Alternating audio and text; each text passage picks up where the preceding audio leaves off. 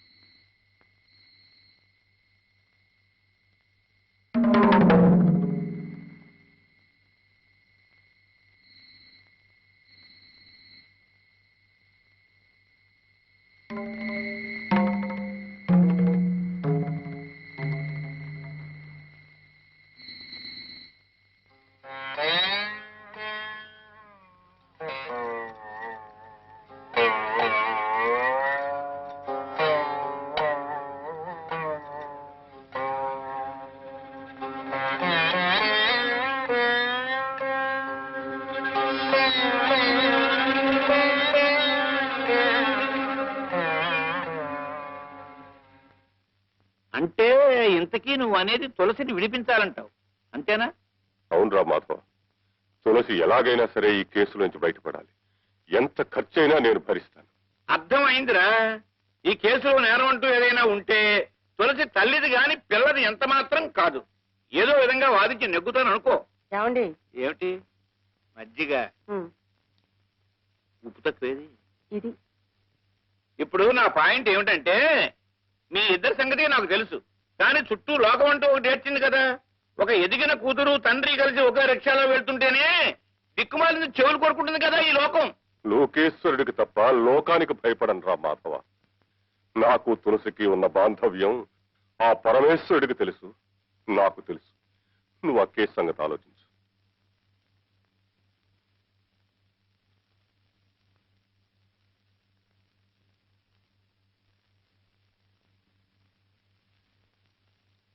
ఈ కేసు ఒప్పుకున్నట్టేనా?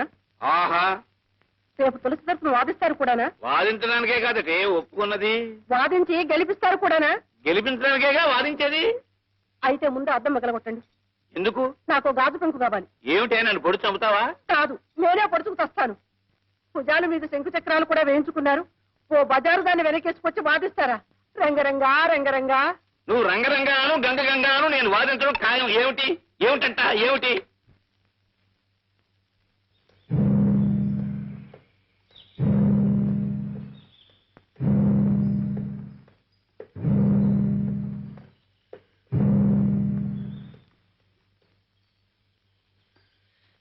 నా కడుపును చెడబుట్టావే నువ్వు.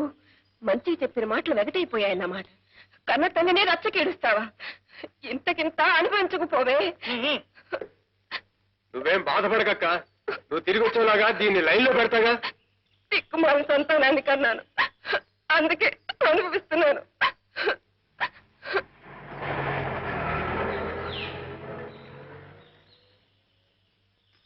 ఎక్కడికి వెళ్తావే? నీ తోలుచి ఎండేస్తా, జాగ్రత్త. రా ఇంటికి. అమ్మా తల్లి అని బ్రతిలాడితే లాభం లేదే. ఒళ్ళంతా వాతలేస్తే చెప్పిన దగ్గరికి కిక్కులు మరకుండా వెళ్తావు. పద ఇంటికి.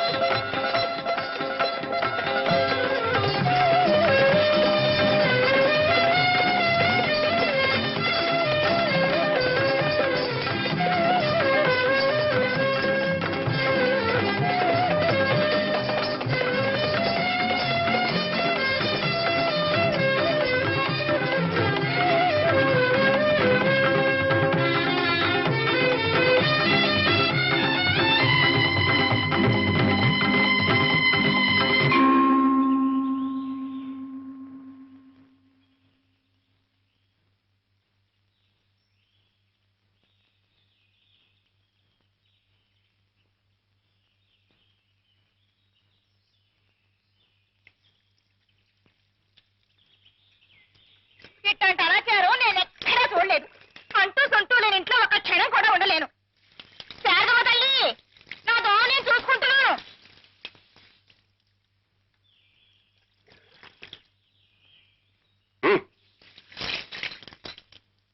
అడ్డమైన వాళ్ళని కొంపలో చేర్చుకుంటే పంచమహాపాతకాలు చుట్టుకుంటాయి.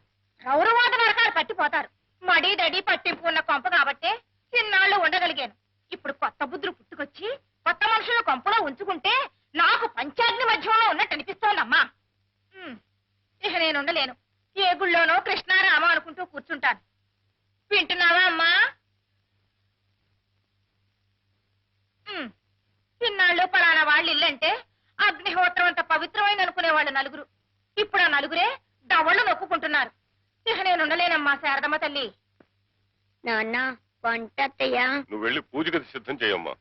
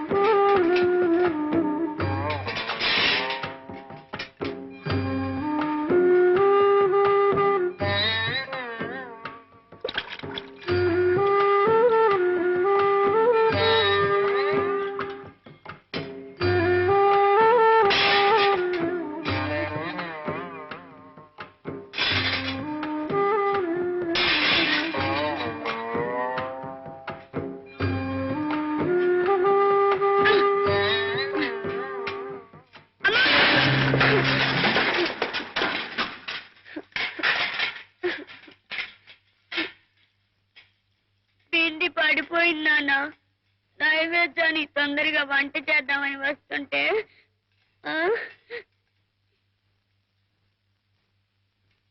ఏ నీకు వంట చేయడం చేత కదా?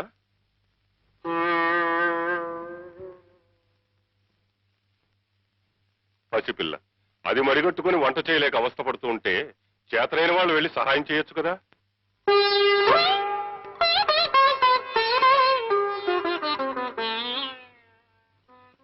ఆచార వ్యవహారాలు మనసుల్ని క్రమమైన మార్గంలో పెట్టడానికి తప్ప మనుషుల్ని కులమనే పేరుతో విడదీయడానికి కాదు తులసి.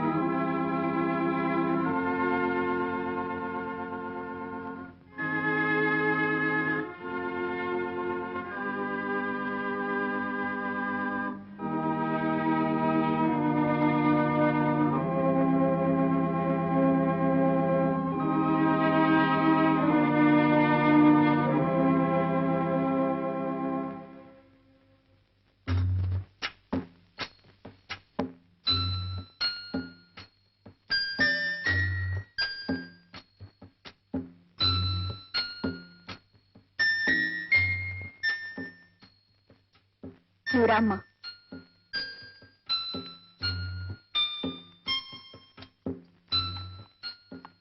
ఏమ్మా బండి కావాలా?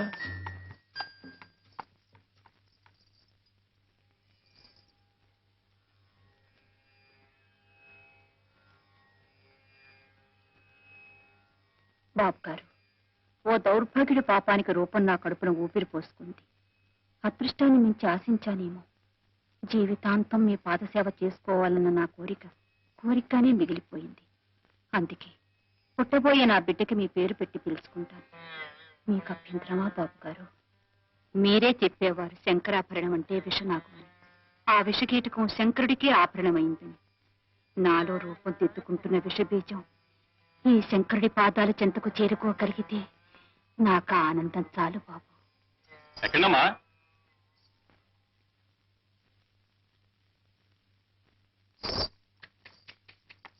చల్ చల్ చల్.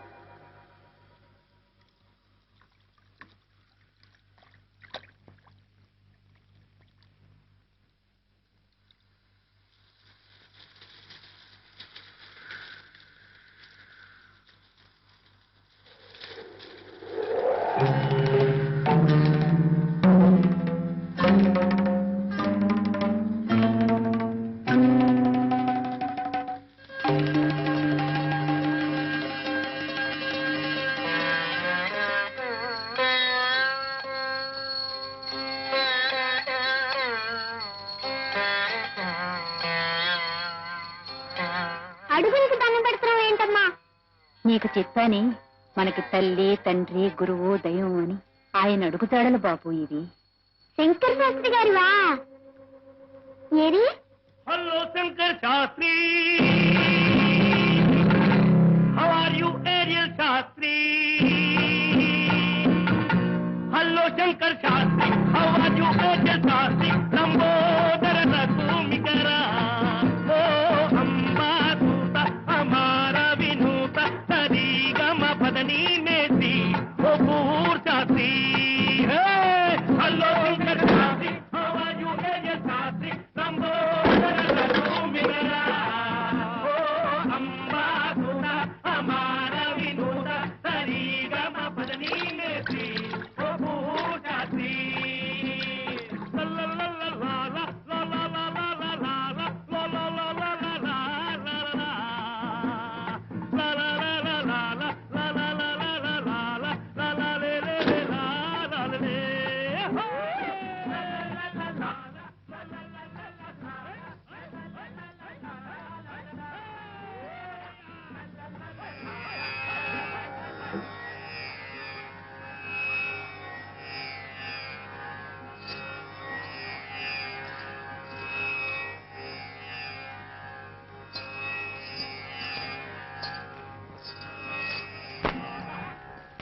ఏం చెప్తావు నాన్న? బాబు గారు, మా అమ్మ నాన్న చచ్చిపోయారండి. దిక్కులేని అనాథం బాబు గారు. ఇంత ముద్ద పాడేస్తే పనిచేస్తూ సమర్పాదాల దగ్గరే పడి ఉంటారండి. ఇన్నేళ్ళు నిన్ను కంటికి రెప్పలా చూస్తుంది. నిన్ను వారి పాదాల దగ్గర చేర్చడానికి నాకు కలగన భాగ్యం నీకు కలిగితే అది మనసారా చూసి కన్ను మూయటానికి. నువ్వేం భయపడకమ్మా. ఎలాగో ఆయన ఇంట్లో చేరి ఆయన దగ్గర సంగీతం నేర్చుకుని ఆయనంత వాడిని అవుతాను చూడు.